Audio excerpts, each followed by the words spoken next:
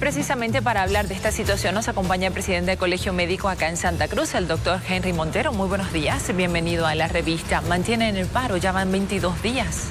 Buenos días. Es lamentable ver a las autoridades del legislativo que han paseado el día de ayer en los diferentes canales para poder mentir a la población sobre un acuerdo. Un acuerdo, pues, usted se acuerda desde el título hasta la firma, y cuando se vulnera deja de ser un acuerdo.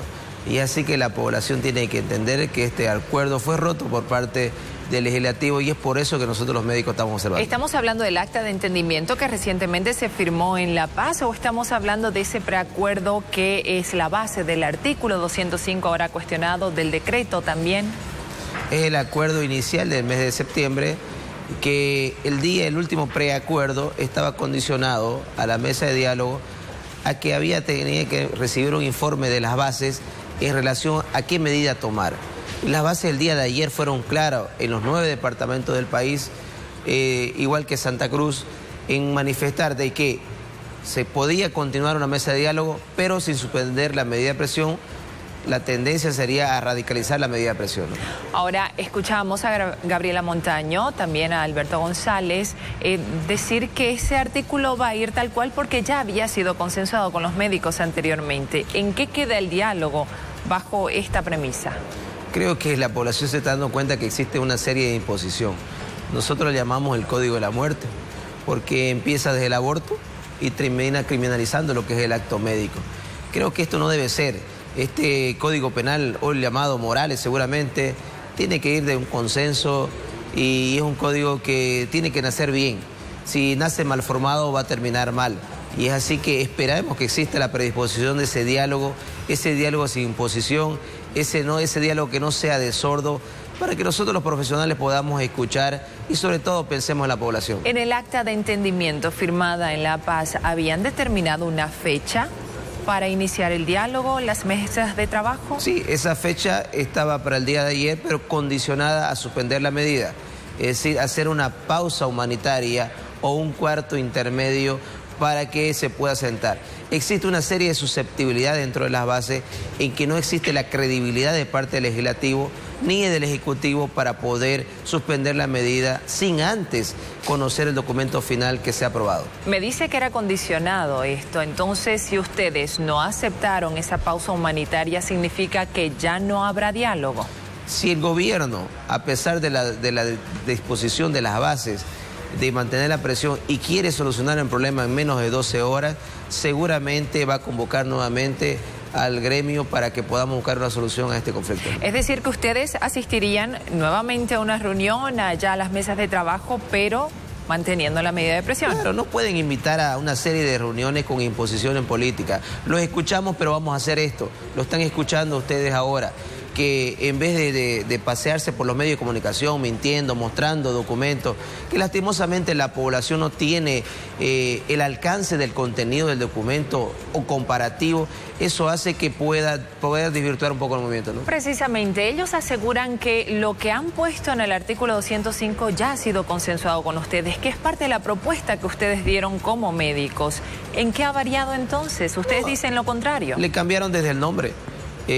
Probablemente dirán no es lo importante, pero es importante el nombre porque desde ahí... ¿Cuál era el nombre que ustedes propusieron y que ahora está? Práctica profesional, y ahora de lesiones de la integridad física, psicológica dentro de la práctica médica, ¿no? ¿Qué decían ustedes en cuanto a las sanciones? Y eso, dentro de las sanciones existen observaciones claras, es decir, un homicidio culposo que está en el artículo 136 establece una pena de 1 a 3 años. En este artículo, ese homicidio culposo va de 2 a 5 años. El hecho de ser profesional, eso establece que hoy es un delito. Es solamente el hecho de ser profesional. Y creo que no estamos de acuerdo, no existe una coherencia dentro de las penas. Cuando se debe tomar que una pena debe ser humanitaria, es decir, que las penas, no aumentando las penas, llevando a una cadena perpetua, va a dejar de la delincuencia, ¿no? Bien, y en el marco de toda esta medida de presión que están acatando los médicos, desde el gobierno, las autoridades de fiscalización del sector salud están denunciando ya muertes por gente que no ha sido atendida a tiempo. ¿Ustedes confirman estas cifras? Nosotros hemos hecho investigación de las supuestas casos de negligencia médica Y aquí hay un caso en Cotoca, hay un caso en Sucre. Exacto. Y aquí van a empezar a atribuirse una serie de delitos en sanción de dejar de atender.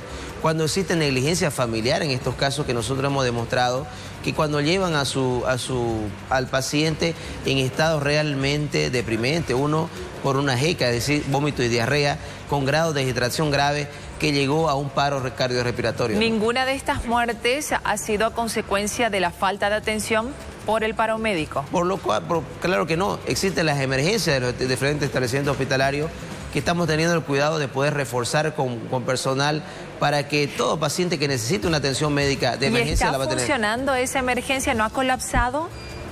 Ha colapsado los 365 días. Entonces, sí ha colapsado ahora también. Pero se está haciendo todo el esfuerzo necesario y la población, y ustedes muchas veces se reportan que la cara de cualquier institución son las emergencias. Y vemos hospitales colapsados y eso no es por culpa del médico, es por culpa del sistema que con estos parches de decreto, de Código Penal, no va a mejorar el sistema de salud. Hay otras cifras que ha dado el gobierno. Usted me confirma. La suspensión de 500.000 de consultas y de 5.000 cirugías programadas, ¿es cierto?, en estos 22 días de paro. Es fácil siempre exigir el número, pero no la calidad de atención o la eficiencia de la atención. De ese 1.000.000 de pacientes seguramente que han sido atendidos, hay que preguntarle qué tiempo no fue, por qué motivo no fue a ser atendido. Primero, porque no tiene recursos económicos. La salud, que dice en la Constitución Política del Estado, debe ser gratuita. No lo es gratuita.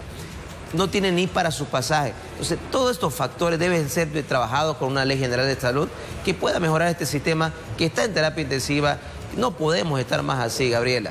Creo que debe valer más la conciencia, pensar en la población y no utilizar los medios para poder desvirtuar a un gremio que estamos en beneficio de la población que somos los médicos, ¿no? Bien, estábamos, decíamos, ingresando en el día 22 de paro. ¿Qué le dice a la población? ¿Se va a resolver esto? ¿A dónde pueden apelar ellos a conseguir asistencia médica? En estos momentos deberán ahorrar para ir a una clínica privada. También se están sumando las clínicas privadas. Habían anunciado que las farmacias también iban a cerrar sus puertas.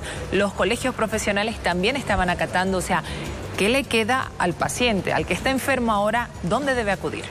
A las emergencias de los hospitales y decir que es el momento de poder exigir sus derechos, de poder tener una salud. No necesita tener recursos para ir a una clínica privada. Si funcionara el sector público, no hubiera sistema privado como existen en otros países, de que funciona así el seguro público. ¿Y eso a qué significa? Presupuesto. Darle un mayor presupuesto a salud y seguramente se tendrán mejores condiciones. Nosotros los médicos existe una predisposición, pero un diálogo sincero, no un diálogo de sordo, de imposición. Solicito a las autoridades despojarse del color político partidario y pensar en la población para buscar una solución a este conflicto. Precisamente es la población, en eso coincidimos, es la población la que está más perjudicada por esta situación. ¿No temen que más bien ese apoyo se vuelque contra los médicos? A un principio existe cuando un paro prolongado puede existir, pero al contrario, la población se está dando cuenta que es el momento de estar con sus médicos, porque no estamos pidiendo reivindicación de tipo gremial, no estamos pidiendo bono salarial, no estamos pidiendo doble aguinaldo, no estamos pidiendo bonos. Creo que esa es la imagen que tiene de que estamos pidiendo mejores condiciones para él, para el paciente, que tenga una salud realmente como ellos se merecen, no ahora como tenemos en este momento, ¿no? Muchísimas gracias, doctor. Nos mantendremos atentos entonces a la respuesta del gobierno a esta posición en que mantienen los médicos por 22 días ya a nivel nacional. Continuamos con más, un consejo.